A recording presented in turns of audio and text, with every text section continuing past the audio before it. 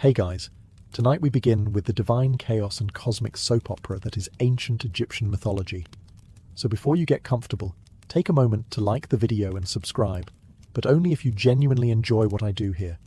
And let me know in the comments where you're tuning in from and what time it is for you. It's always fascinating to see who's joining us from around the world.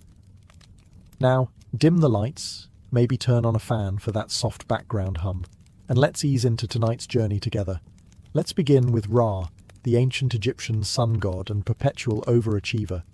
Ra wasn't just some glowing ball in the sky, he was the sun, the whole sun. Every single day, Ra dragged his blazing solar boat across the heavens from east to west. No sick days, no holidays, and no working from home. He was, in essence, the original 9 to 5, except his shift never ended, and he had to fight monsters on his commute.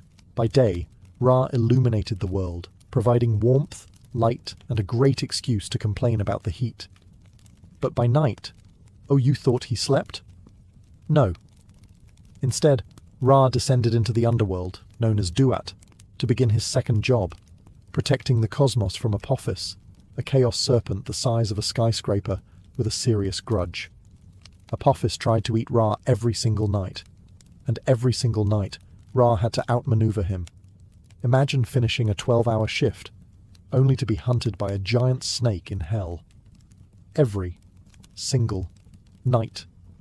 To keep things running smoothly, Ra had an entourage of divine assistants on his solar bark. Think of them like celestial interns, but instead of fetching coffee, they shot fireballs at interdimensional threats. Among these helpers were gods like Set. Yes, the same guy who later murdered his brother. Workplace drama alert. And Mayan, a protective serpent who curled around Ra's ship like divine bubble wrap. But it gets weirder. At some point, Ra decided to retire from direct earthly management. Why? Because humanity, in classic fashion, started talking trash.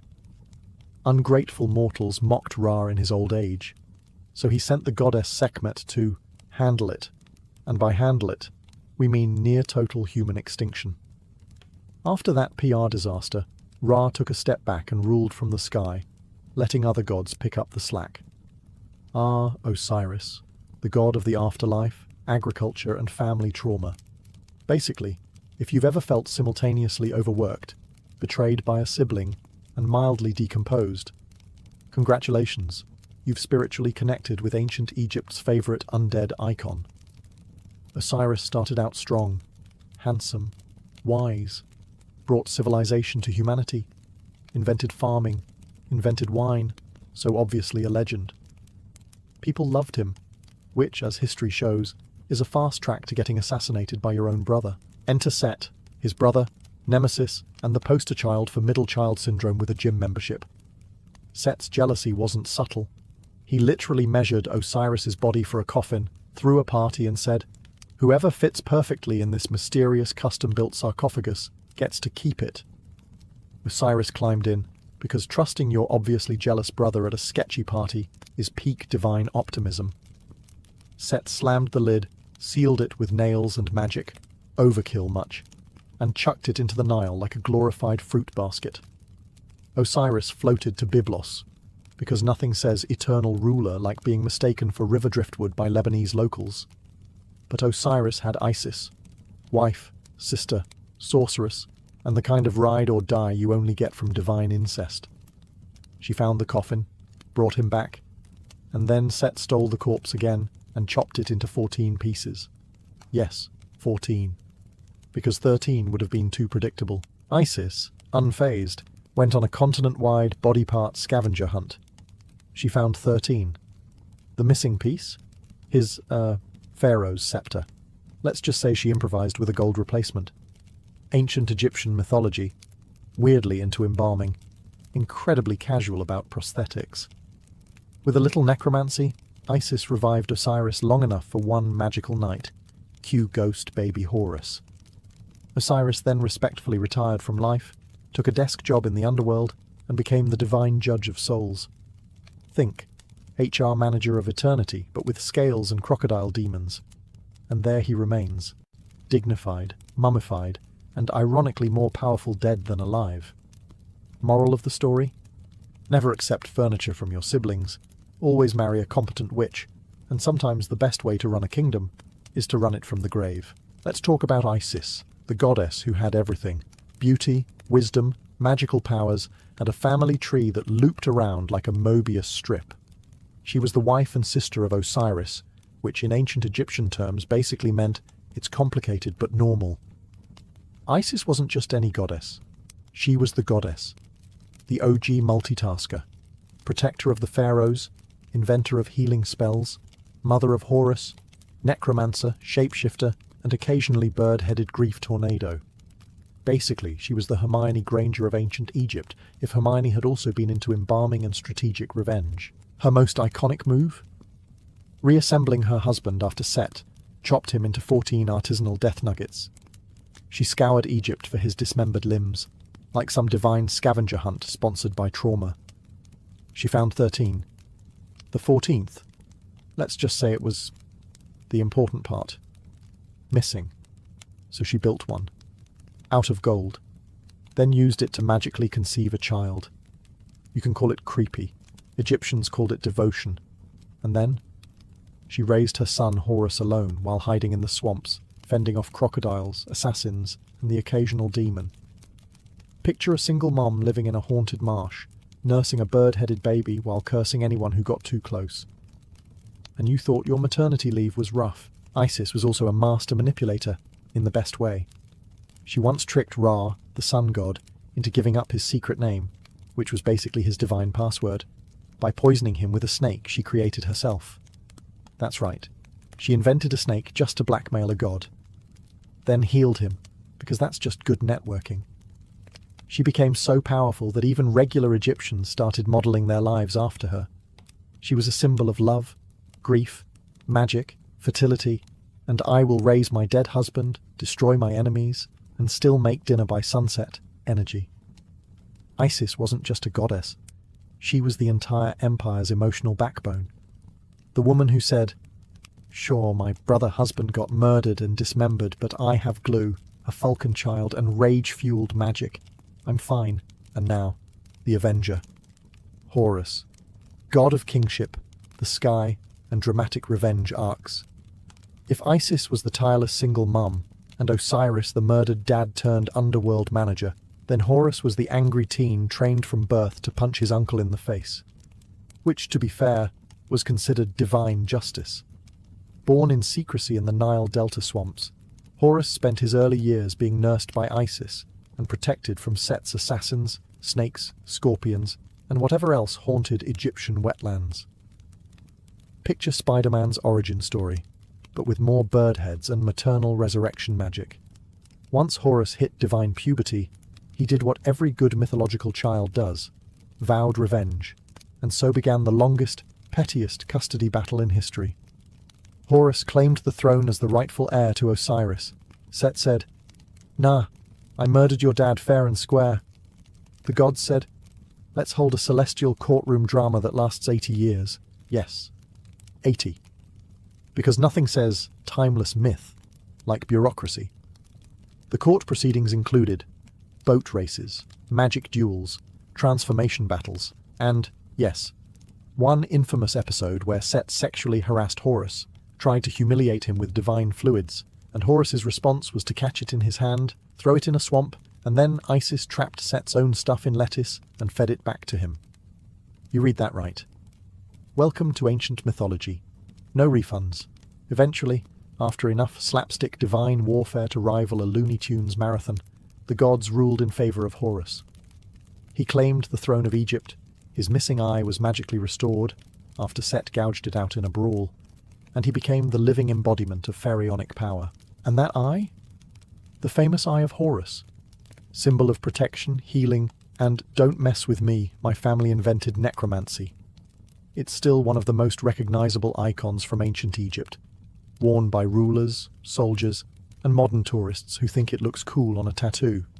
Meet Set, also spelled Seth Sutek, or why is he like this? God of chaos, deserts, violence, storms, and being that relative at every divine reunion. If the Egyptian pantheon had a black sheep, Set set the standard, then probably set the sheep on fire for fun. Born of sky goddess Nut and earth god Geb, Set came into the world already suspicious. He was the red-haired, square-jawed oddball among a lineup of falcon-headed overachievers. While his siblings were busy embodying order, fertility, and cosmic harmony, Set chose vibes, mostly violent ones. He ruled over the desert, which is mythological code for everything awful. Sandstorms? Set. Droughts? Set. Strange political instability that somehow benefits one egomaniac? Definitely Set. But what really made Set infamous was his Oscar-worthy role in the divine family drama. His brother Osiris was beloved, wise, and accidentally alive. So naturally, Set shoved him into a coffin and threw him in the Nile, ancient Egypt, where your murder weapon is sometimes a luxury casket.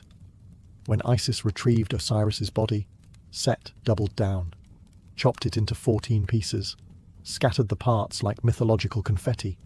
Set didn't just commit murder, he invented the deluxe dismemberment package. Then came Horus, Osiris's son, who grew up with one goal: avenge Dad. Set and Horus clashed for 80 years, a feud so long it required divine arbitration, magical duels, and one lettuce-based scandal that's still too weird to unpack before midnight. Despite his villain arc, Set wasn't always the bad guy. In earlier myths, he was seen as the necessary chaos, the brute strength protecting Ra during his nightly battle with the serpent Apophis. Set literally stood on the solar boat, stabbing chaos snakes in the face while everyone else slept. So yes, he's a desert maniac, but your desert maniac. Eventually, Set's PR went downhill. Later dynasties demoted him from misunderstood anti-hero to full-blown enemy of the state. Pharaohs scratched his name off temples. His cults vanished. Even his animal mascot, some mysterious snouted beast with square ears, disappeared from nature, like it couldn't handle the bad press. Next on our Pantheon tour is Anubis, the god of mummification, the afterlife, and that calm guy at every party who stands in the corner silently judging your aura. With the head of a jackal and the demeanor of a brooding funeral director, Anubis was Egypt's ultimate goth before eyeliner was invented. He didn't just hang out in graveyards, he owned them. While other gods were busy with celestial wars and incestuous palace drama, Anubis was elbow-deep in linen wraps and sacred oils, making sure your soul got to the afterlife without detouring through a cursed bog. His origin story? Slightly murky, like most gods in Egypt's tangled family trees. Depending on the version, he's either the son of Nephthys and Osiris, or Ra and Bastet, or someone accidentally left the divine baby at the doorstep of a pyramid. Either way, he didn't let the lack of family structure stop him from becoming the world's first licensed embalmer. When Osiris was chopped up like a mythological sushi platter, Anubis was the one who reassembled him. Not Isis, not Horus, Anubis. He cleaned the bits, applied the oils, said a few sacred words, and voila, first mummy. Basically, Osiris owes his second life to Anubis's ancient mortuary finesse. Anubis also invented the art of the weighing of the heart. When you died, your heart was placed on a scale opposite the feather of Mayat, the divine standard for truth and balance. If your heart was heavier, i.e., full of lies, guilt, or that one time you stole barley, it got devoured by Amit, a crocodile lion hippo creature that looked like evolution hit shuffle. And who stood by, calmly watching this terrifying judgment ritual? Anubis. Unbothered, unblinking, possibly sipping metaphysical tea. Despite his spooky reputation, Anubis wasn't malevolent. He protected graves, scared off tomb robbers, and guided souls with quiet competence. Honestly, he'd probably run a 5-star funeral home on Yelp if he were around today. Amazing service, wrapped grandma in the finest linen. If ancient Egypt had a class valedictorian, it would be Thoth. Picture a man with the head of an ibis, a bird famous for poking around in shallow waters. Except this one carries a pen, a scroll, and enough cosmic responsibility to make your academic advisor weep. Thoth was the god of wisdom, writing, magic, science, and the moon. Basically, if it required brain cells and celestial precision, Thoth was in charge. He didn't do petty divine squabbles. He did calendars and spell books and the metaphysical equivalent of Excel spreadsheets. He's credited with inventing hieroglyphs, which means he's why we have thousands of years' worth of stories carved into stone in the most dramatic fonts possible. Think of him as the god of ancient blogging, except his posts took months to chisel, and you couldn't delete them when you had second thoughts. And it gets better. According to legend, Thoth also invented time. Yes, time. That thing you're currently wasting watching YouTube videos about bird-headed deities. He created the 365-day calendar by gambling with the moon god Khonsu, won 5 extra days, and used them to allow Nut, the sky goddess, to finally give birth to all the major gods. So if you were ever born in late August, thank Thoth's dice game. He also played Cosmic Judge. In the Hall of Two Truths, where your heart got weighed against a feather, Thoth was the one taking notes. Literally. He stood off to the side, writing it all down with divine accuracy, like some supernatural court stenographer. He didn't judge you. He just made sure your cosmic Yelp review was accurate. Despite his intellectual profile, Thoth had a magical side too. He authored the legendary Book of Thoth, a text so powerful it could let you talk to animals, control the gods, and probably get a free latte at the Underworld's cafe. Naturally, the book was hidden, because every society knows. Never give that much power to someone who says, "I'm really into Egyptology." If you've ever owned a cat and thought, "This creature behaves like it knows it's a deity," congratulations. You're absolutely correct. And it all goes back to Bastet, Egypt's beloved feline goddess of home, fertility, music, protection, and randomly knocking cups off altars for attention. Bastet is often portrayed as a woman with the head of a domestic cat, looking both serene and smug. The kind of expression you'd expect from someone who knows she's worshipped and has zero intention of pretending to be humble about it. But don't let the soft purring and feminine grace fool you. Bastet wasn't always the lap cat of the divine realm. In her earlier, more unhinged phase, she was actually a lioness, a full-on mauling, sun-drenched murder cat. Back then, she was known for shredding enemies and chewing chaos like a squeaky toy. Basically, Sekhmet's twin sister after a nap and a bath. Over time, though, as cities grew and Egyptians began favouring hearth and home over carnage and sand-scorched rage, Bastet's public image softened. The claws got a manicure, and the blood-stained lioness slowly morphed into a sleek domestic Mauser. Suddenly, she was the protector of households, mothers, and all things soft. Provided you didn't touch her tail uninvited, her city of Bubastis became a hotspot for feline fever. Pilgrims travelled there in droves, not to find spiritual enlightenment, but to pet cats. Ancient graffiti even shows families arriving with literal cat-shaped coffins, so they could properly mummify their purring companions. Because nothing says eternal devotion like linen-wrapping Mr. Whiskers. Bastet was also associated with music and dance, possibly because anyone who's ever watched a cat trip over a harp knows it's both entertaining and spiritual.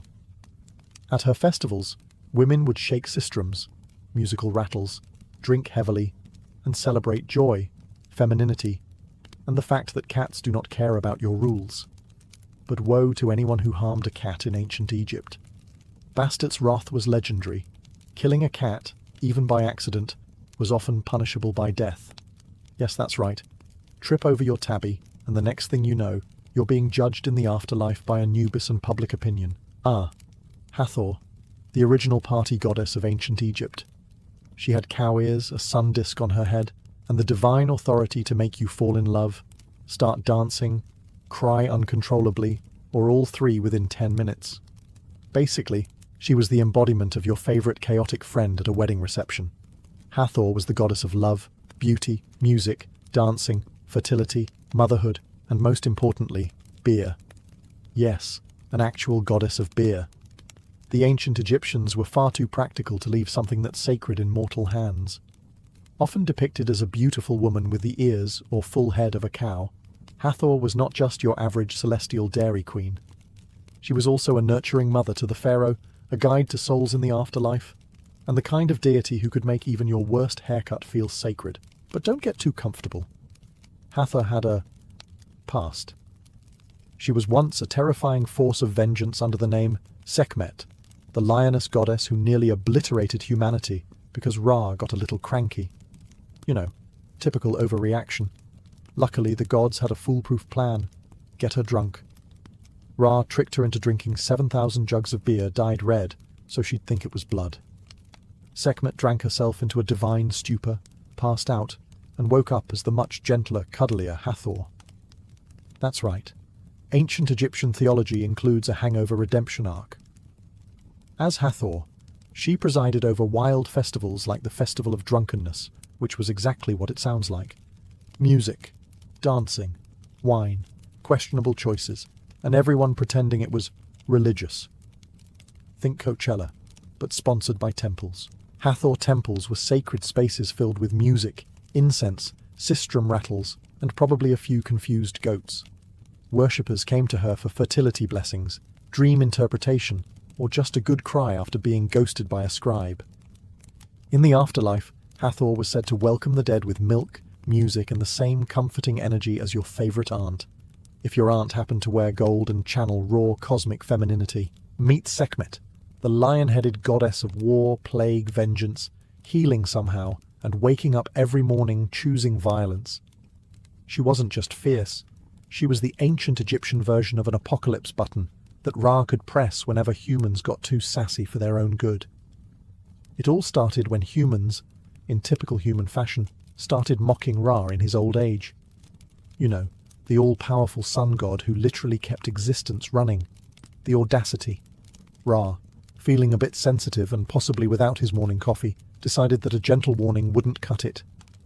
Instead, he created Sekhmet, a flaming lioness with divine rage, solar power, and no off switch. Sekhmet descended upon humanity like an angry Yelp reviewer with a sword. According to the myth, she didn't just kill people, she delighted in it. She was the divine equivalent of a blender filled with bad decisions and arterial spray. And she was doing so well at her job, humanity was on the brink of extinction within a few days. Even Ra, who again created her, started thinking maybe this had escalated too quickly. So what do you do when your murder lion gets carried away? You trick her into getting blackout drunk, of course. Ra's priests brewed up 7,000 jugs of beer, dyed it red to look like blood, and poured it all over the fields where Sekhmet was rampaging. Naturally, the goddess saw what appeared to be a blood happy hour, got excited and chugged the lot. She got so drunk that she passed out for days, probably dreaming about conquest and regretting nothing. When she woke up, her bloodlust was gone. Sort of. She mellowed out, just enough to earn a side hustle as a healing goddess, because who doesn't want their doctor to also be a literal death machine? Sekhmet temples were filled with lion-headed statues, magical spells, and the vague hope that she'd stay on her meds. People prayed to her for protection and cures, which is ironic, considering she almost liquefied humanity like a protein shake. If the Egyptian gods were a rock band, Ptah would be the brooding guy in the back designing the stage, tuning the instruments, and probably forging the drum kit out of nothing but willpower. He's the god of creation, craftsmen, architects and engineers, and he somehow managed to be omnipotent while giving off strong, silent dad in the garage energy. Ptah didn't roar, he didn't smite, he thought the universe into existence, literally. According to myth, he created all things by first conceiving them in his heart, the Egyptian version of the brain, and then speaking them into being. That's right. While other deities were busy flinging fireballs, Ptah whispered reality into form like a celestial ASM artist. He was the patron of artisans, metalworkers, and builders. So basically, the one god everyone hoped would stay on their good side. Because angering your construction deity is a fast track to a leaky tomb. Temples dedicated to Ptah, especially the one in Memphis, were major religious centers and likely had the best maintained plumbing in the ancient world. Unlike most of the flashy, drama-prone gods, Ptah dressed simply, often wrapped tightly in a mummy-like shroud, holding a staff that combined life, ankh, stability, djed, and power, was like a divine multi-tool.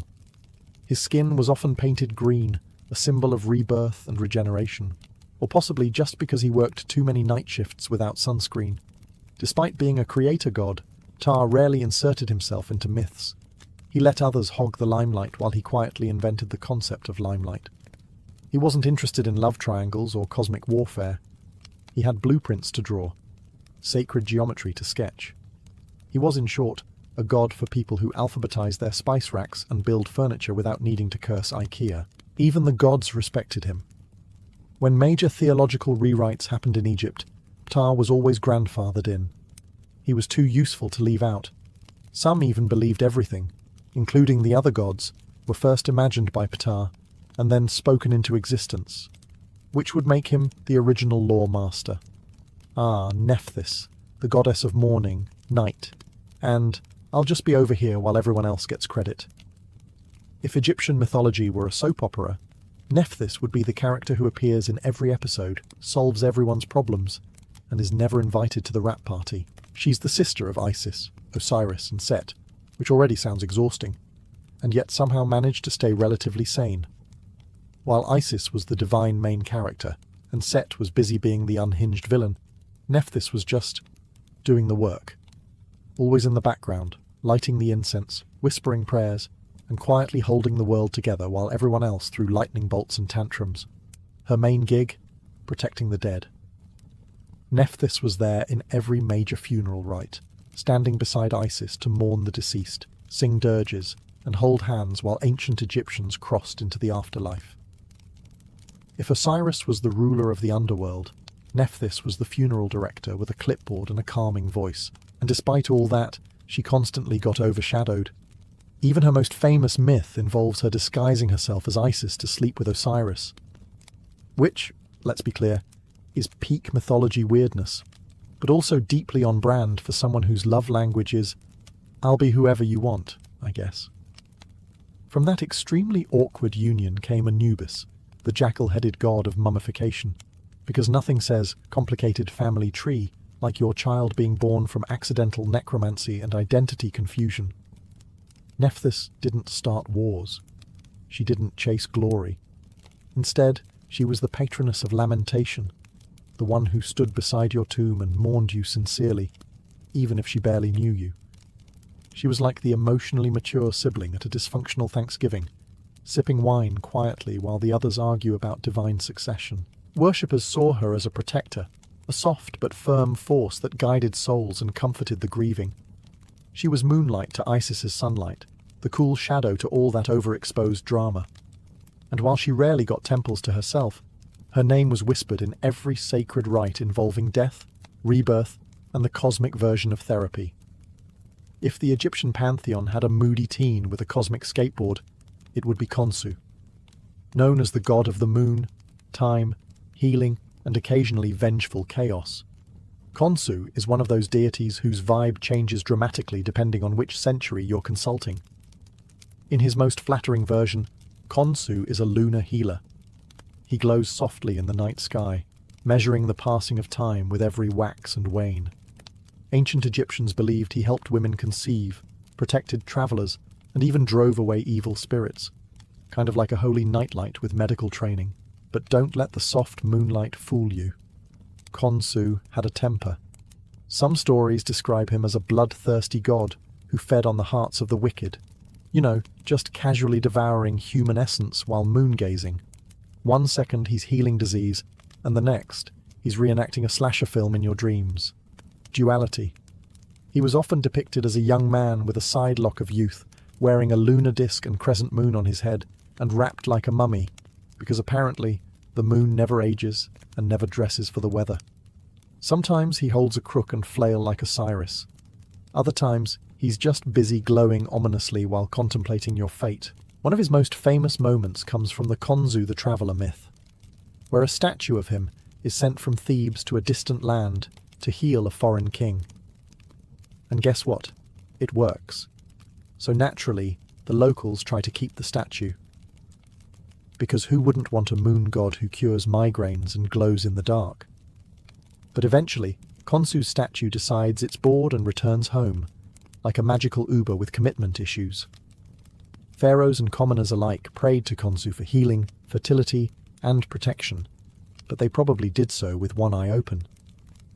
You never quite knew which version of him was listening, the divine doctor or the astral serial killer.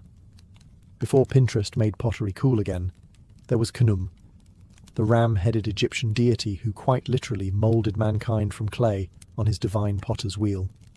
Yes, while other gods were busy smiting or seducing, Khnum was quietly in his workshop, covered in dust, shaping your mortal form like a committed art major on a deadline. According to Egyptian belief, Khnum sat at the banks of the Nile, scooping up the rich, wet silt and crafting human beings one by one. No mass production, no outsourcing to cosmic interns. He spun each person carefully on his wheel, supposedly forming not just their body but their soul as well. Imagine being handcrafted by a celestial artisan, and still disappointing your parents. Khnum's vibe is a mix between divine creator and overworked kindergarten art teacher. You get the sense he cared deeply, not just about your physical form, but how balanced and functional you were as a person. He even shaped royal children directly in the womb, meaning if your pharaoh had a weird nose or a bad attitude, that's technically Khnum's fault. But here's where it gets oddly adorable. He wasn't sculpting you because he had to. He did it because he wanted to. Ancient Egyptians didn't view Khnum as a distant god. They saw him as a gentle, fatherly figure who shaped each soul with love and attention. Which makes the fact that he also had the head of a gigantic horned ram slightly unsettling. Nothing says tender care like being cradled by a beast straight out of a heavy metal album cover. He also controlled the flow of the Nile River, the very lifeblood of Egypt. Which makes sense. He's got the mud, the muscle, and the messianic vibes. You can't have civilization without a reliable water supply and a cosmic potter, making sure you're molded with at least 2 functioning arms. In temples, Khnum was worshipped with offerings of water, food, and gratitude. Because let's be honest, it's polite to thank the god who personally handcrafted your liver. Imagine you're in ancient Egypt. You're pregnant. There's no epidural, no sterile hospital, no soothing playlist.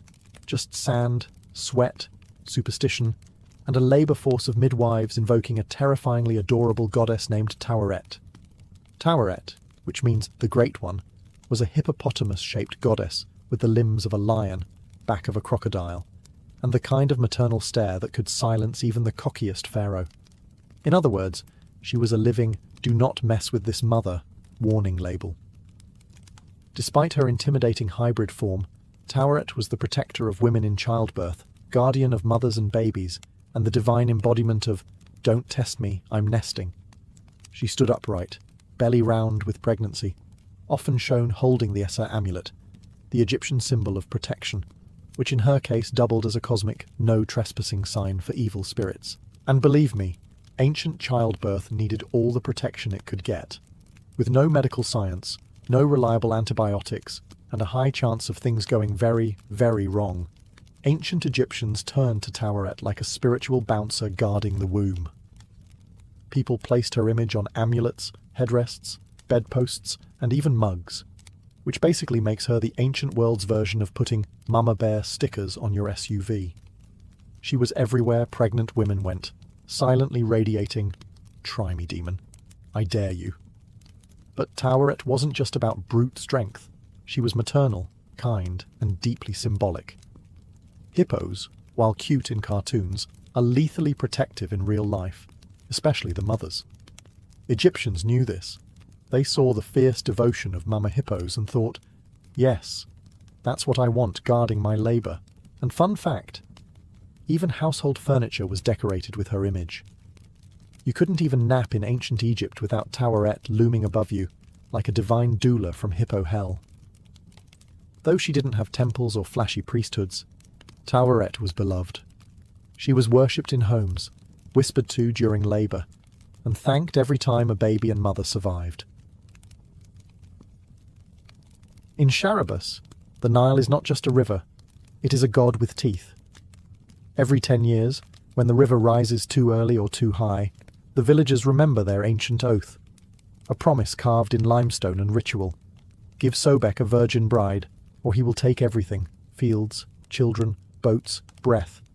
And so, beneath the full moon of the 10th year, the lottery bowl returns to the center of the village square, filled with the names of eligible girls. The elders do not speak of the past brides. They are not remembered. No songs are sung, no shrines built. The Nile accepts the offering, and silence follows. This year, the crowd holds its breath as the eldest priest reaches into the bowl. He pulls a papyrus strip with a shaking hand. Before he can read it, a voice cuts through the crowd. "I will go." It is Layet, 16 years old. Parentless. Born during the last offering year.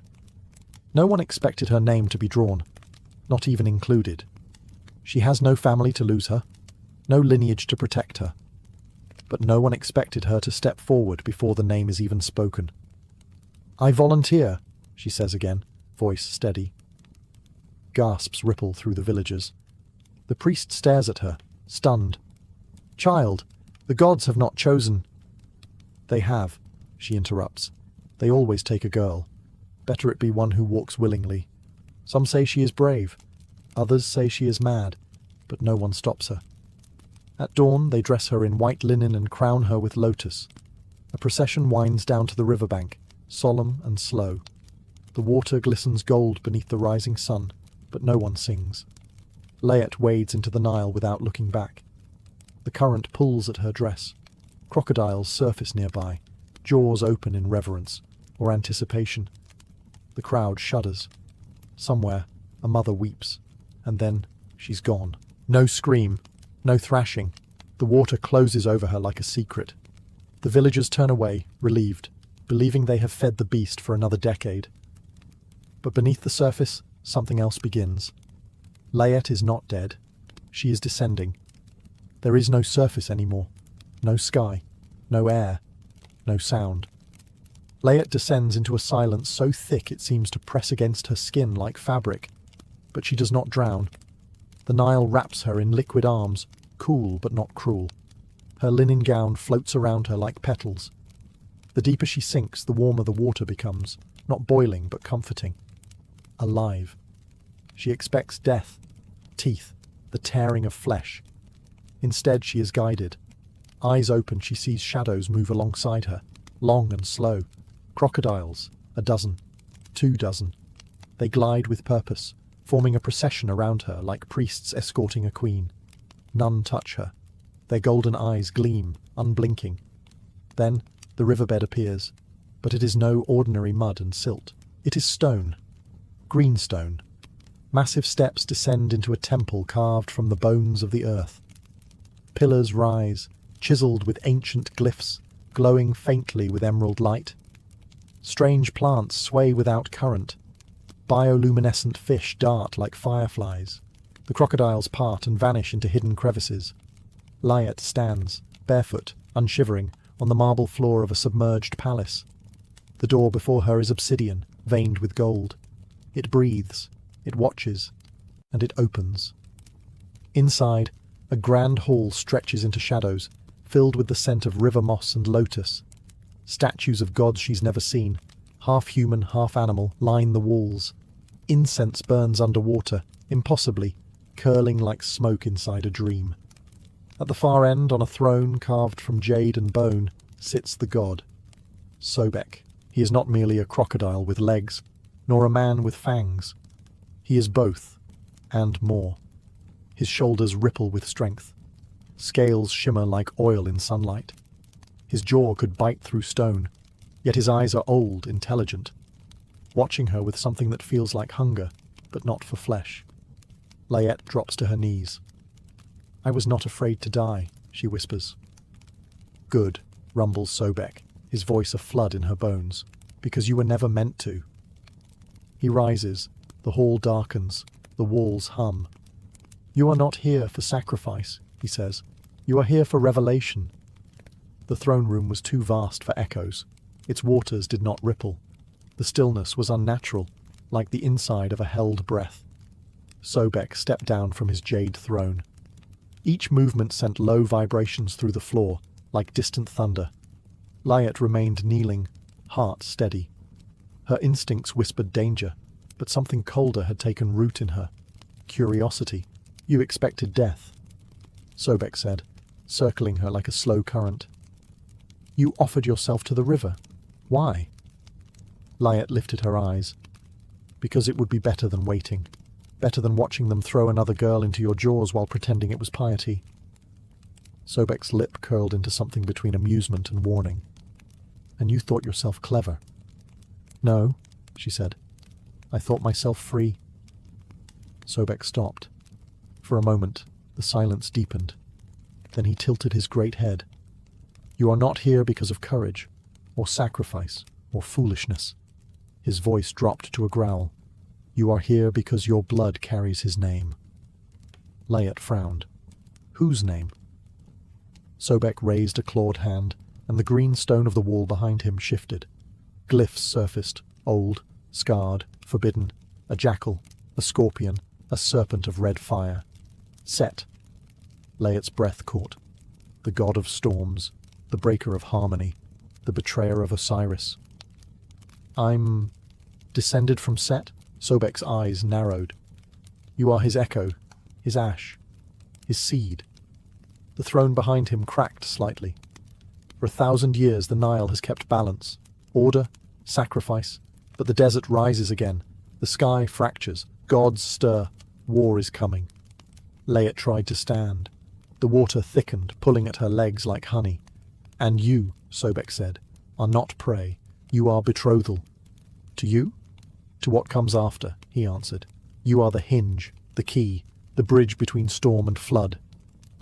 Layat stood fully now. Her voice did not tremble. "I did not come to be anyone's bride." "You came to end something," Sobek replied. "You just don't know what yet." He extended his scaled hand. "Come, Layat. Let me show you what lies beneath the Nile, and what the gods forgot to tell you." The palace was not built. It had grown. Rooted in the silt of forgotten centuries, its walls were alive with moss-veined stone and glowing fungi that pulsed with the rhythm of distant drums. Columns rose like the trunks of ancient trees, their carvings shifting when Layat wasn't looking. Crocodile eyes followed her from every surface, some stone, some not. Sobek's servants were not men. They were shadows with scales. Silent, gliding figures who moved through flooded corridors as if born to the current. They never touched her, but she could feel their presence, like water held in the lungs too long. Days passed, if time could be measured down here. Layat was not imprisoned. She was not chained. She wandered freely, though the palace never seemed to end. She ate fruits that grew on walls, drank from pools that shimmered like oil. Sleep came, but dreams followed, filled with deserts on fire and rivers running red. Sometimes she awoke with water in her mouth, and it tasted like blood. Scrolls floated in glass cases, too ancient for human hands. Weapons of gold and obsidian hung in niches carved into the walls, humming softly as she passed. One room contained a map, not of land, but of currents, of ley lines beneath the Nile. She traced one glowing line that led directly to her village, and continued into the desert beyond. Symbols appeared throughout the palace, the red spiral of Set, the eye with the slit pupil. A woman's face cracked in half, with jackals pouring from her mouth. It wasn't a temple. It was a barracks, a war palace, a staging ground for something that had not happened yet, but soon would. In a vast chamber she came to know as the Heart, great statues of gods stood decayed and crumbling. Osiris with his face shattered, Horus beheaded. Only Sobek's statue remained untouched, coiled, patient, gleaming green. It watched her as she stood there, heart pounding. She was not meant to be a bride in the human sense. She was to be joined, not in body, but in purpose. She had been selected, not for beauty or innocence, but because her bloodline carried the mark of Set. And blood, in this palace, was not for sacrifice. It was for activation. Layat began to feel it in her veins, a thrumming like the pulse of drums just beneath her skin. Not pain, not illness, something older, something ancestral. The palace didn't just shelter her, it recognized her. Rooms opened when she approached. Doors breathed in her presence. Symbols once dormant began to glow as she passed. The stone knew her. She stopped dreaming of drowning. Now she dreamed of storms, of red winds over cracked desert, of vultures circling a broken throne, of crocodiles marching on two legs. In the Hall of Echoes, she found a pool not made of water, but blood. Thick, slow-moving, reflective. She leaned over it once, expecting her own face. What she saw instead was a woman with her eyes, but crowned in iron and desert fire, holding a serpent in each hand. She stepped back. The image vanished. Elsewhere, a shrine to Set stood half buried in coral and bone. The other gods had no temples here, no worship. But he did. Red ochre handprints stained the stone walls, some fresh, and she began to understand. This was not Sobek's realm by rule. It was his by alliance. A pact made with the god of storms long ago, sealed in the blood of mortals. Sobek ruled the Nile. Set ruled the desert. Their union was unnatural, but necessary. Together, they had built this fortress below the waterline, far from the judgment of Osiris or the scales of Ma'at. Layet, with her hidden bloodline, was meant to restore that pact. Or perhaps replace it. In the chamber of offerings, she found a robe waiting for her. Not white like the linen she had worn to the river, but deep green and crimson, sewn with crocodile scales and symbols of chaos. It shimmered in the dim glow of bioluminescent flames, humming softly when she drew near. She did not put it on. Not yet, but she stood for a long time, staring at it, at what it meant, at what she was becoming. Outside the palace walls the Nile stirred. Fish swam in uneasy patterns. Reeds bent with no wind. And far above in Sharabus, a drought began. The river no longer accepted brides. It was waiting for a general. In Sharabus, the river began to misbehave. The Nile no longer flooded on time. Fish died with silver bellies upturned. Fields cracked, roots shriveled. The priests claimed it was a test. The elders whispered of broken promises. But no one dared mention her. No one spoke Layet's name. She had become a myth before her bones could whiten, though no bones had returned. Mothers warned disobedient daughters, "Don't follow the river." Boys dared each other to touch the water after dark. The crocodiles had vanished too. The silence was worse than the attacks. And still, the offering bowl remained locked away. There would be no bride this decade. The Nile had chosen. Beneath the waterline, Layet began to feel the weight of distance. The palace remained unchanged, its green halls as endless as ever. But something above called to her. A pressure, a pulse. Like the river itself was trying to reverse direction. The robe still waited, still sang. And now, the drums had begun. From the lowest chambers of the palace, those not meant for mortal feet, rose a dull, rhythmic thrum. It shook the mosaics in the walls. The glyphs along the pillars wept red sap. In the reflecting pools, she no longer saw herself at all. Only fire and crocodile teeth and a sky choked with dust. She wandered deeper than before. In a chamber sealed behind a crocodile's jaw-shaped gate, she found the war room. Maps of kingdoms that no longer existed. Statues of gods whose names were scratched out. Spears of obsidian curved like claws. And at the centre, a sarcophagus not made of stone, but bone. It was empty. Beside it, an altar bore a single object. A dagger made of river glass. Translucent, sharp, humming with something that tasted like lightning. She didn't touch it. Yet. That night, sleep did not come. Instead, she climbed the green staircase that led to the palace's highest point, a dome just beneath the surface. There, through the veil of the water, she saw the moon. And she remembered. Not her own life, but another's. A man with burning eyes and a serpent crown. A war-torn sky. Sand turned red, Sobek kneeling before Set. And beside them, a woman in green and red. Her. The moon above the Nile flickered behind clouds, but below the water, it shone like a beacon through the palace dome. Layet stared up at it from beneath the river's surface, her breath calm though her heart began to beat faster. Something in her blood was changing. The palace seemed to respond.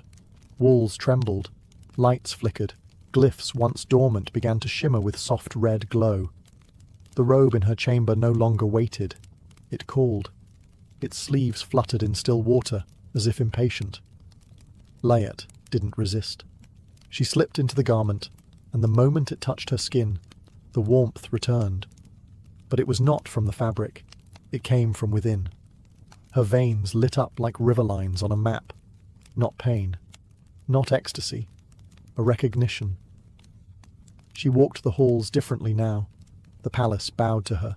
Doors peeled open before she touched them. Sobek's crocodile sentries sank into the shadows when she passed. She felt no fear, only purpose. She returned to the war room. The dagger of riverglass pulsed, bright as a torch. She picked it up. It weighed nothing. At the altar behind it, a circle of symbols flared. Set's spiral, Sobek's tooth, a crown cracked down the center, a path from desert to flood. Her hand moved instinctively. She pressed the dagger to her palm, but did not bleed. Instead, a drop of light emerged. Red, yet glowing like dawn. The altar accepted it. Stone shifted. A hidden chamber cracked open behind the altar, airless and dry. Inside, scrolls, bones, masks, and a mirror made not of silver, but of obsidian, polished so smooth it reflected not the face, but the soul. Layet saw herself, crowned in crocodile scales and storm-coloured robes. Around her feet, sand turned to mud. In her hands, fire and flood. Not one, both. The daughter of Set, bride of Sobek, balance breaker. Outside, in the Nile's belly, crocodiles began to stir. Not in hunger, but in formation. They swam upstream in eerie coordination, their tails carving prophecy into silt. The time for sacrifice had passed. A new role had awakened. Layet was no longer the girl who walked willingly into the river. She was becoming what the gods feared most. A mortal who remembered too much. The palace was no longer still. Walls once dormant pulsed with green and red light. Sobek's emerald, Set's crimson. The two currents, once held in delicate separation, now bled into one another. Floors rippled under Layet's bare feet. The air buzzed, not with electricity, but prophecy. Somewhere deep beneath the stone foundation, drums pounded. Not ceremonial, not celebratory, martial. Sobek had not appeared since she took the robe and the dagger. His presence remained, heavy in the corridors, thick in the water. But he watched from a distance now, as if waiting to see what she would do without guidance. She understood. He was no longer her captor, not even her master. They were partners now, or rivals, or something ancient and nameless between the two. The crocodile sentinels, once guards, now moved at her command. They followed her through the palace like soldiers awaiting orders. Their eyes no longer gleamed with hunger. They gleamed with recognition. In one chamber, Layet found a scroll sealed in flesh-coloured wax. She broke it. It told of a time before dynasties, before pyramids, when gods ruled not from temples but from tombs, and alliances were forged not in ink but in blood. Sobek and Set had once stood side by side against the upper gods. For a time their dominion stretched from drought to flood, but chaos, even when united, always cracks. Set fell. Sobek retreated. The palace was buried. The pact forgotten. Until her. The scroll did not explain why now, but it spoke of signs. Omens in the river, echoes in the bloodline. A girl born on an offering year. A child whose blood refused to run red. Layet's hands trembled as she folded the scroll. It was never about her beauty. Never about innocence. She was not chosen to appease. She was summoned to ignite. Outside the walls of the palace, cracks appeared in the Nile's bed. Ancient bones stirred in the mud. Lotus blooms turned black. Fish began to swim in circles, then die. And far away, in cities that had forgotten the old gods, dreams of crocodiles began to haunt the sleep of priests and scholars alike. The flood had not yet begun, but the river was ready, and so was she. In Sharabus, the Nile had become a stranger. Where once it danced over reeds and sang through canals, now it sulked in silence. Children no longer played at its edge. Farmers no longer trusted it. The soil cracked open like old skin, and the sky offered only dust. The villagers held ceremonies. They offered figs, coins, milk, even another virgin. But the river did not stir. It had already taken its bride, and she was no longer theirs. Far beneath their feet, Layet moved through the war palace with eyes that no longer belonged to a girl. Her gaze was steady now, her footsteps guided by unseen currents. With the robe on her shoulders and the glass dagger on her hip, she no longer felt like a guest. She was a ruler in waiting. Sobek reappeared at last, not in fury, but in formality. He stood beside her in the Hall of Waters, his arms crossed, his great jaw unreadable. Without speaking, they walked together, through flooded vaults, past empty altars, into the vault of teeth. There, an army waited, not of men, not even of crocodiles, though many were present. These were creatures of fusion, beasts carved from storm and river, bone and clay, wrapped in linen older than dynasties. Some bore shields made of dried lotus leaves, others carried blades shaped like crescent moons. All knelt as she passed. The air trembled. It was not loyalty they offered, it was recognition. The blood of Set had returned, but it came wrapped in something unexpected. Choice. Layet had not been raised in temples or courts. She had known hunger and dirt and the lie of ritual sacrifice. And now she walked the halls of gods not as worshipper, but as equal. In the center of the vault, a raised platform held a basin. When she placed her hand above it, water rose, spinning, shimmering, showing her images of the world above. Cities cracking, deserts swallowing caravans, priests weeping in empty sanctuaries, but also a girl in another village, staring into the water, whispering her name, and a crocodile watching, unseen. The war would not begin with thunder, it would begin with memory. And Layet, the bride of the river, would not march with soldiers. She would awaken legends. The waters began to tremble. From the cataracts in the south to the delta in the north, something ancient stirred beneath the surface. Not a creature, but a memory, long sealed, now waking. The Nile's current thickened, darkened. Whole schools of fish vanished, reeds withered in their beds. And then, one by one, the crocodiles returned. Not to hunt, to gather. In the flooded chambers of the war palace, Layet stood before the obsidian mirror. Her reflection no longer looked human. Her eyes shimmered like silt. Her skin glowed faintly beneath the robe. The dagger at her side pulsed like a heartbeat. Her transformation was nearly complete. She had not ascended. She had remembered. The palace, once dormant, was now a living thing. Rooms shifted in response to her will. Glyphs carved themselves mid-wall as she walked past, naming her with titles she did not yet understand. The servants no longer bowed. They saluted. In the deepest vault, she found Sobek waiting. He was armoured now, not in gold or silk, but in stone and bone. His body bore the scars of ancient wars, but his gaze was calm. In his hand he carried a staff made from a crocodile's spine, the tip carved like a fang. They did not speak. They understood. Behind him, a doorway opened that had never existed before. It led into blackness that bent the eye, a tunnel not of the palace, but of the gods. No walls, no floors, only echoes and stars.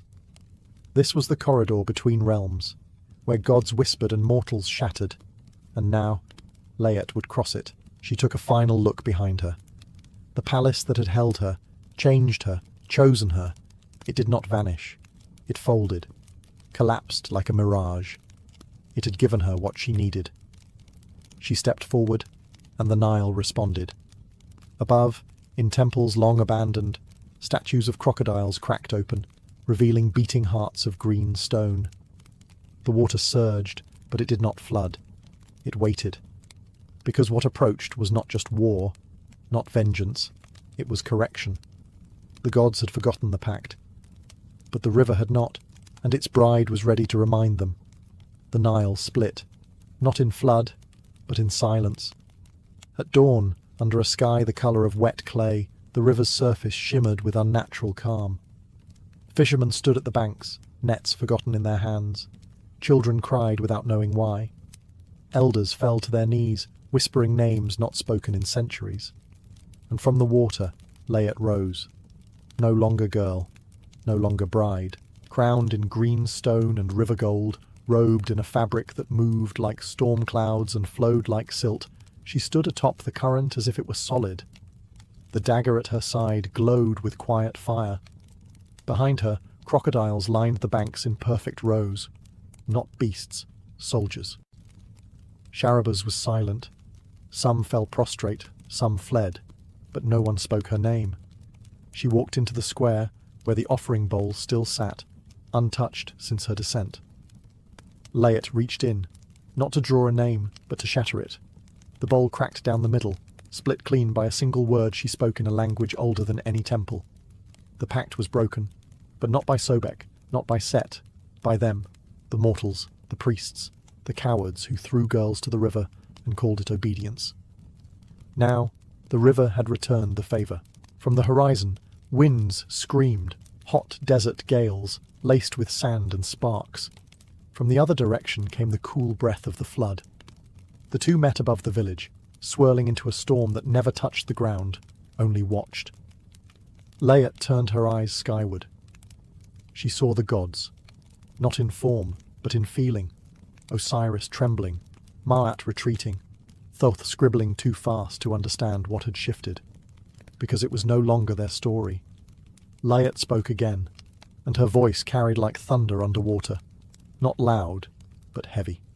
Final. She would not rule, she would remind.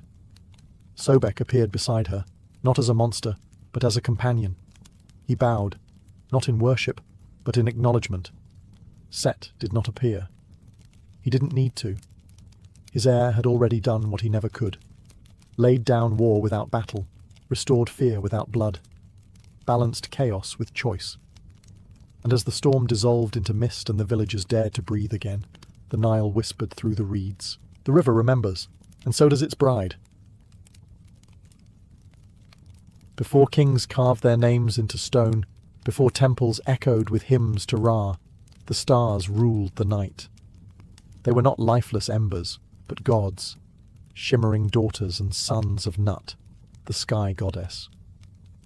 She had stretched herself across the heavens to shield the world from chaos, and her children, thousands of flickering lights, danced across her body. Each had a name, each had a purpose, and each sang a silent harmony that kept the universe in balance. For ages, the stars obeyed. Ra, the sun god, ruled the day, and his order extended to the stars at night. He gave commands, and they moved. He spoke, and they burned. But even in divinity, not all children stay obedient. Among the stars was Tyet, a minor goddess of weaving and patterns.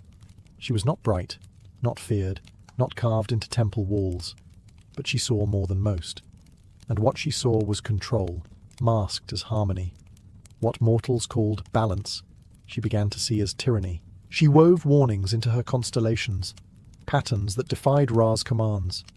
Forbidden paths, secret truths, old names long buried beneath sand and time. And when Ra decreed that stars could no longer show mortals the way to lost gods, Tyet refused. She rebelled. Her defiance spread like fire through the sky. First one star vanished, then 10, then hundreds. Not extinguished, but hidden, withdrawn in protest. They folded their light inward and fled the visible realm. They would not guide, they would not shine, they would not serve. The night went dark. No stars, no constellations, no navigators for the sea, no omens for the priests. The sky became a cold and silent ceiling, black and blank. Crops failed. Birds lost their migratory rhythm and collapsed mid-flight. Sailors drowned in open sea. The moon wept without company. Dusk spread like a permanent bruise across the world. Mortals prayed louder, burned more incense, spilled more blood. But nothing answered. They cursed Tyet's name, though most had never heard it before. They pleaded for the return of the stars, not realizing that the rebellion above was never against them. It was for them. But the gods do not explain themselves, and the sky, once luminous, now refused to speak. In the city of Thinis, once a beacon of light, now a place of flickering torches and half-buried calendars, there lived a scholar named Pamu. He was born during the first starless season, the year of vanishing light. His mother had named him after the word for cat, not out of affection, but desperation. She believed that, like cats, he might see in the dark. And he did, in a way. Where others turned their eyes from the sky, he never stopped looking. By trade, he was an astronomer, though the profession had become nearly meaningless. Star charts had turned to empty parchments. Temples boarded up their observatories. Priests now warned against looking up at all, claiming the darkness was punishment, not mystery. But Pamu kept watching, not because he expected the stars to return, but because he needed to remember what had been lost. His home was a collapsing rooftop near the edge of the city. Each night, he traced the invisible constellations in the air with chalk. He lit candles where the stars should have been. And when others mocked him, he simply nodded. They hadn't seen Tayet. He had. Years ago, as a boy lost in the desert beyond Thinis, he had wandered for 2 nights with nothing but wind and sand. Then, on the 3rd night, something had shimmered in the sky, a single thread of silver light weaving through the dark like a strand of hair. Tayet, a warm, feminine presence had filled the air, not blinding like Ra's sun, but soft, watchful, merciful. The light danced low across the dunes until he followed it back to safety. No one believed him. They said he'd imagined it. But he remembered. Now the world begged for that light. Droughts came earlier. Animals migrated in circles. Madness crept into the edges of minds. Hope dimmed. One night, as Pamu sat tracing Orion's ghost on the ceiling of his broken chamber, he felt it, a pull.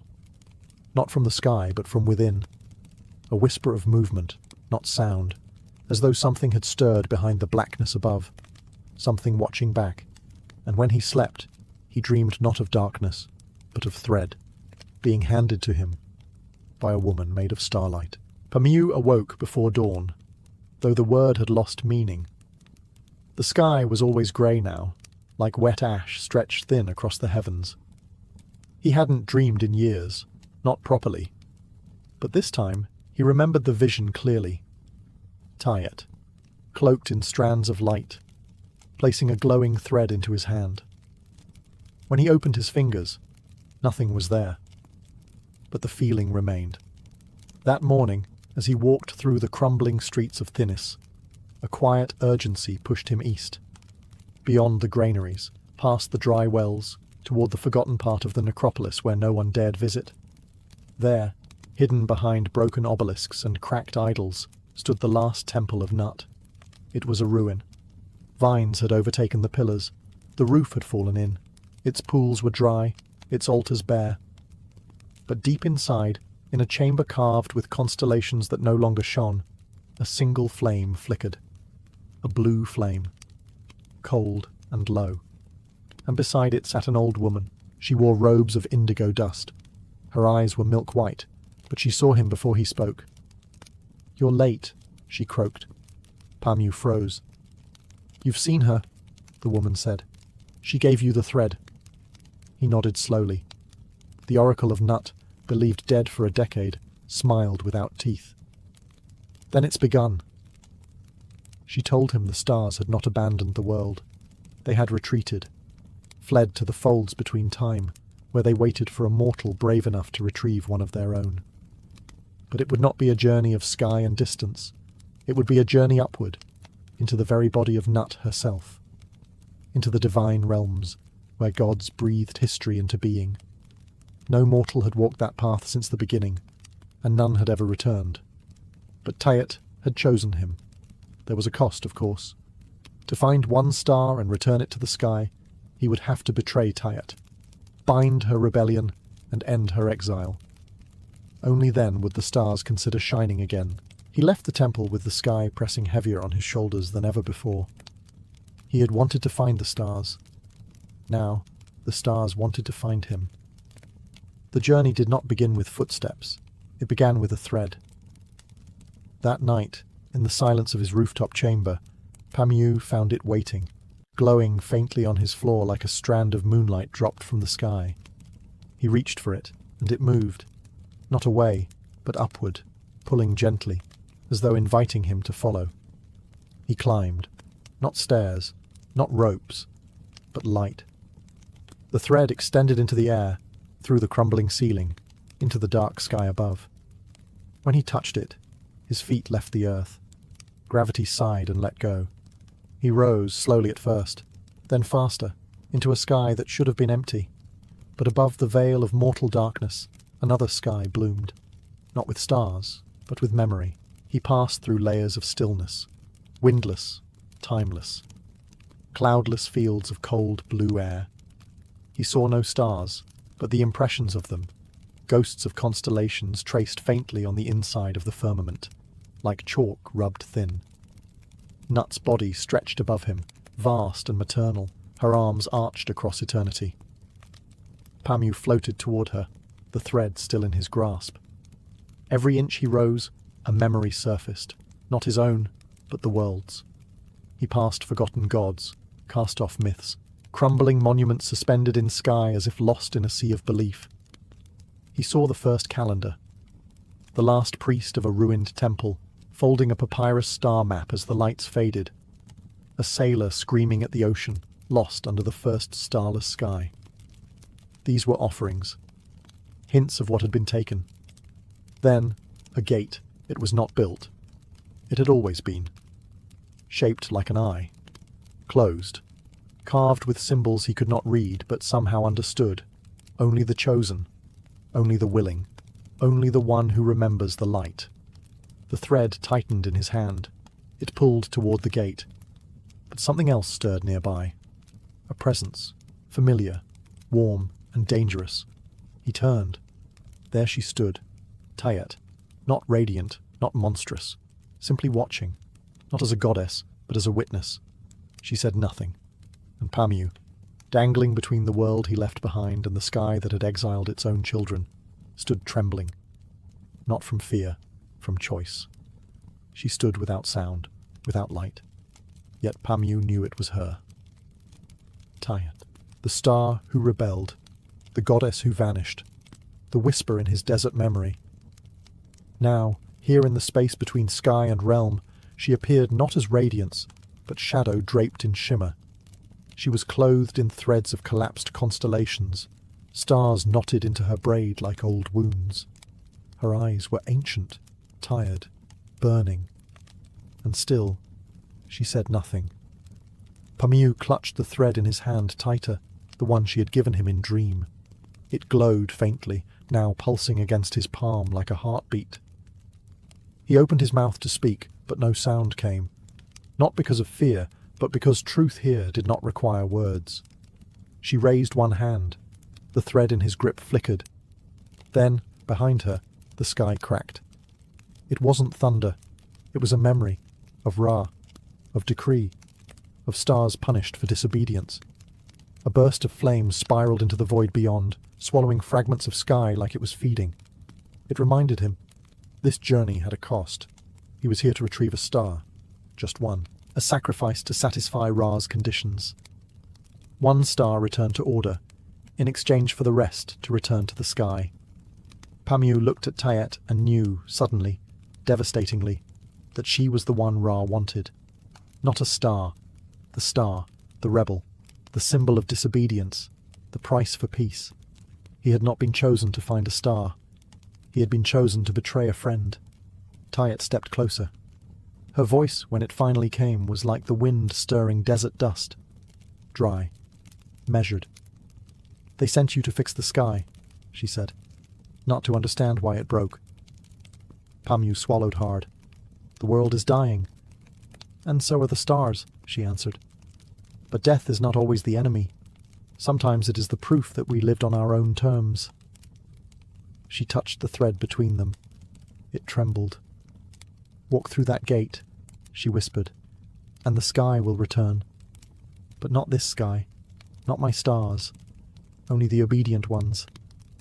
She turned from him, back into the void. "Choose carefully, Pamu. What you bring back may not be worth the light." The gate pulsed before him, black stone shaped like an open eye, rimmed with glyphs that shimmered and crawled like living ink. Beyond it lay the realm of the stars, the inside of Nut's body, the divine corridor where the sky remembers. Pamu hesitated. Tayet's words still rang in his bones, the weight of them heavier than gravity. This wasn't a simple rescue. It was a transaction. His world for her silence. He stepped forward, the thread in his hand stretched taut, then passed through the gate like smoke. Pamu followed, and the moment he crossed the threshold, memory attacked. It wasn't a corridor. It was a river of vision. Images hit him in waves. 1,000 lives not his own. The first stargazer etching constellations into clay. A sailor navigating by Tayet's glow across the Black Sea. A lover whispering oaths under a sky that would soon vanish. The rebellion wasn't just divine. It was human. The stars had always spoken to them. And then Ra severed the line. Each vision burned like sunlight behind the eyes. Pamu staggered. He saw the night the stars hid. Not from rage, but grief. Tayet, weaving her final tapestry of light, unraveling herself into thread and flame as the others watched, afraid to follow. This wasn't a rebellion of arrogance. It was a sacrifice. And now, he was here to undo it. At the heart of the gate, a final memory awaited. It was not divine. It was his. A child in the desert, lost, thirsty. A flicker of light in the blackness above. A voice, soft as wind. Follow me. It had been Tayet, not a dream, not hallucination. She had broken the silence for him, and now the silence demanded she be bound. Pamu fell to his knees. Around him, the sky flickered.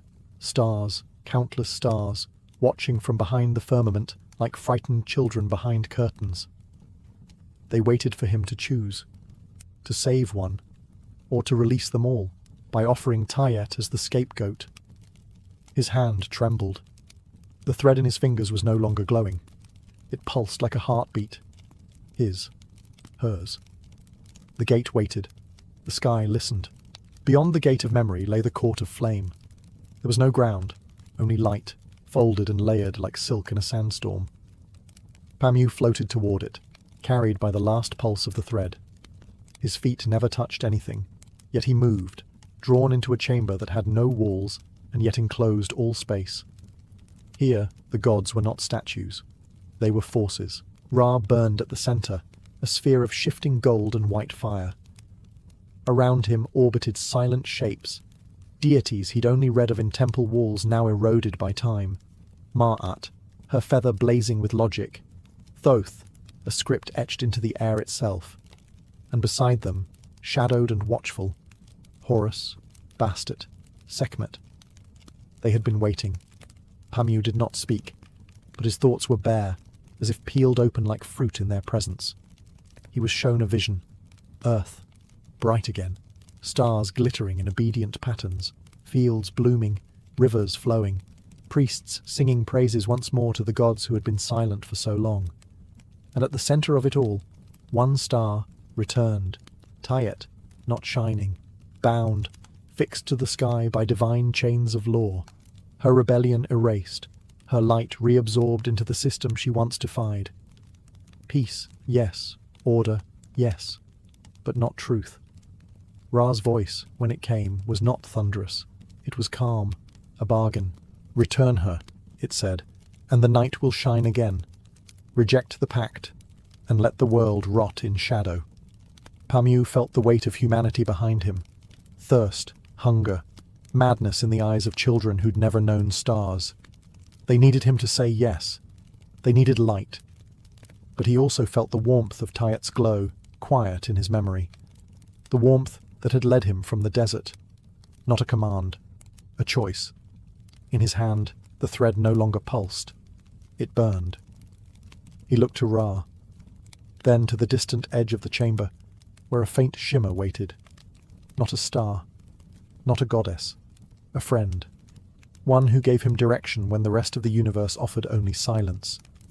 He stepped forward, but not toward Ra. Pamu turned from Ra's court of flame, from the promise of order, from the gods who offered salvation at the cost of silence. He walked toward the edge of the chamber where Tayet waited. She stood in shadow, but not in fear. Her arms were crossed, and though the glow around her dimmed in the presence of the sun god, it never vanished. In the face of erasure, she remained herself. Pamu stopped before her. "I was sent to bind you," he said quietly. "To bring you back?" Tayet tilted her head. "And?" "I came to remind you what it felt like to be followed. Not because you shine the brightest, but because you chose not to." For a long breath, neither moved. Then Tayet reached forward and took the thread from his hand. It unraveled, glowing brighter now, gold and silver spun into one. She whispered words not in any human tongue. The sky trembled, and suddenly light burst outward, not from Ra's center, but from her. A soft, cascading brilliance that filled the chamber like water. The stars, those hiding behind the veil, responded. One by one, they began to flicker back into sight, not in perfect lines or divine formations, but in wild living patterns. They weren't returning to serve. They were returning to witness. Ra's flame pulsed once, then dimmed. Not extinguished, but humbled. Tayet stepped forward, past Pamu, past the gods. She raised the thread and cast it upward, into Nut's vast sky body. It wove itself across the heavens like a scar healed by starlight, and from it a new constellation bloomed. Not one of chains, a loom, a thread, a mortal standing in its center, not worshipped, included. Tayet turned to Pamu. "You didn't bring back a star," she said, smiling faintly. "You reminded them why we burned." Then she vanished, folding herself back into the heavens. This time, not in exile, but in freedom. And as Pamu descended slowly back to the waking world, the sky above him glittered, not with obedient stars, but with 1,000 small acts of rebellion. The stars had returned, not because of Ra, because one mortal remembered what it felt like to follow light freely given. When Pamu's feet touched the earth once more, the air felt different, not warmer, not cooler, clearer. He stood on the rooftop of his crumbling home in Thinis, the same place he had traced phantom constellations every night. But now the sky was no longer blank. A soft scattering of stars blinked above him. Not all, not yet, but enough to draw gasps from the sleeping city below. The stars were returning, not in rows of obedient light, but in scattered waves. Some shone with fierce defiance, others like children stepping back into a world that had forgotten them. They were imperfect, asymmetric, glorious. The people of Thinis awoke before dawn. First the sailors, stepping out to check the windless river, then the night market workers, and finally the temple priests, their mouths open in disbelief. For the first time in years, shadows were cast not just by flame, but by starlight. The elders wept. The children pointed upward and tried to name the glowing shapes, though none matched the old charts. Pamu stood silent, his heart heavy and light all at once. He had not saved Tayet. She had saved herself. All he did was listen. The temple of Ra reopened that morning, but not with hymns, with questions. Why had the stars returned without divine command? Why were some missing, some brighter, some shaped like patterns never taught in priestly schools? And who was the man seen standing atop the roof, bathed in new starlight? Word spread faster than fire. Some called him a prophet, others a heretic. Pamu ignored them all. He returned to his rooftop that night with a simple goal: to watch, not to record, not to instruct, just to witness. Because the stars, it seemed, had chosen not only to return, but to change. They were not just gods anymore. They were stories, rebellions, choices, echoes of freedom stitched back into the night. And high above, one new constellation burned just slightly brighter than the rest.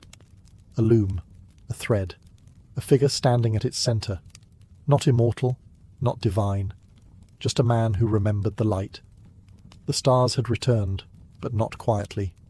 Each night, new patterns emerged. Strange constellations that had never graced the old maps. Shapes of rebellion, of lost gods, of mortal acts etched into divine canvas. Some stars flickered as if struggling to stay lit. Others pulsed with unfamiliar rhythms, refusing to fall into Ra's rigid order. Pamu understood now. The stars had not simply reappeared. They had remembered, and memory, once released, never settles peacefully. Across the land, temples reopened, some in awe, others in fear. Priests scrambled to rewrite doctrines. Scrolls were copied, then burned.